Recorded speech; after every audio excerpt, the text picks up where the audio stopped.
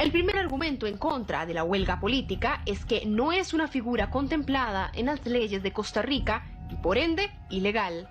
En el caso de Costa Rica, de acuerdo al estudio historiográfico que hemos hecho en el desarrollo con respecto a los años de la legislación laboral, vemos que el contenido que a partir del artículo 61 constitucional se le ha dado a lo que es propiamente el derecho de huelga, el tema tiene que ver propiamente con la protección y defensa y reivindicación de intereses económicos y sociales de los trabajadores.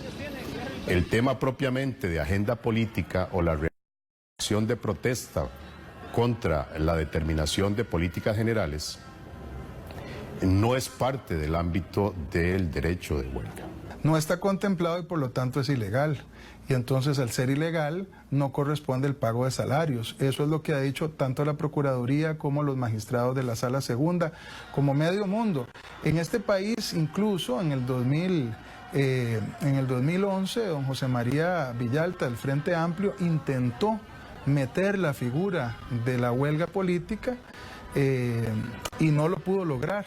Se le rechazó la moción, era una moción apoyada por los sindicatos, él la sometió a votación y la perdió 6-1. Todos los demás partidos políticos se la rechazaron.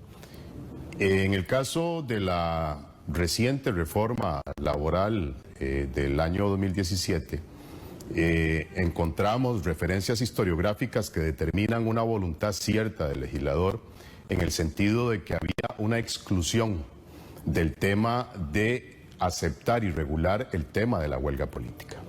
La huelga propiamente política no es parte del contenido esencial del derecho de huelga y por lo tanto a mí me parece que es ocioso discutir sobre si debe de aceptarse o regularse. Lo cierto es que no es parte y no tiene por qué estar reconocido. El caso de los chalecos amarillos que uno puede ver en los programas de televisión, en los noticieros, que han hecho temblar a Francia y al gobierno de Macron, pero ellos salen los sábados a marchar contra las políticas de Macron. Si se tratara de una huelga por razones laborales, obviamente sería legal la huelga y pueden salir en el tiempo laboral a protestar, a marchar y a abandonar su trabajo.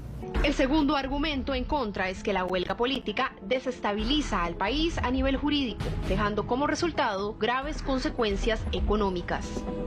Y eso da una tremenda inseguridad jurídica para la inversión nacional y extranjera, que en momentos donde lo que ocupamos es reactivación económica, más crecimiento, más competitividad y más generación de empleo, ante los niveles de desempleo del 11.3% que tenemos, la inseguridad jurídica viene a empeorar las cosas y no permite que podamos luchar contra el desempleo. Tras de que en 2018 la economía tuvo varios factores que atentaron contra ella, la huelga, la prolongada huelga, la irracional huelga, la antipatriótica huelga que vimos en el sector público, en realidad significó un costo enorme para el país, un costo de 140.000 millones de colones.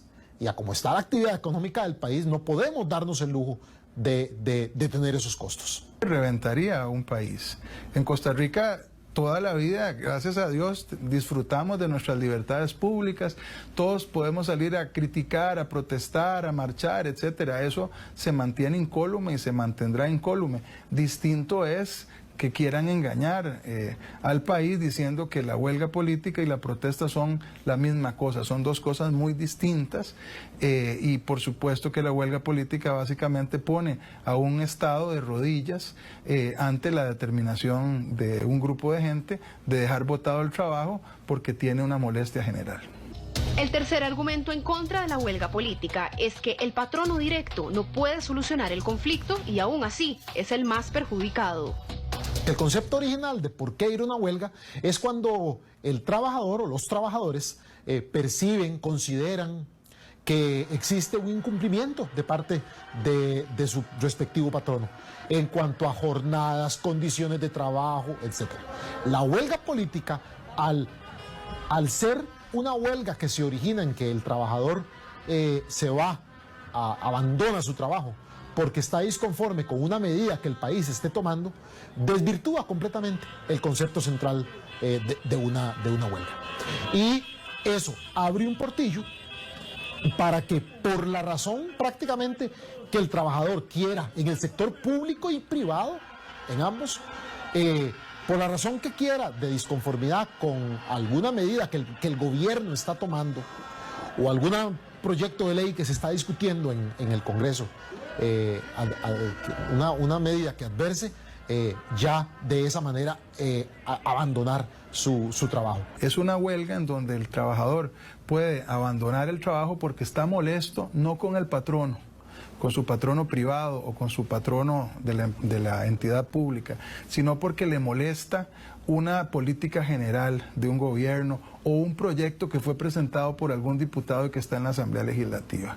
Y entonces puede abandonar el trabajo indefinidamente porque está molesto y sencillamente el patrono le tiene que pagar todos los días. Imposibilita a ese patrono a llegar a un arreglo, porque la molestia no es con el patrono, con el dueño o dueña de la empresa, sino que es una molestia con la política general del país. Eso sencillamente quiebra una economía en cuestión de días. Los sindicatos pretenden reivindicar aspectos que no son de su competencia y se produce un dislocamiento del orden público que afecta a terceros no involucrados en el problema, además de que se da un tipo de desapoderamiento o de coacción incluso, dependiendo de las acciones que utilicen los trabajadores para forzar sus intereses.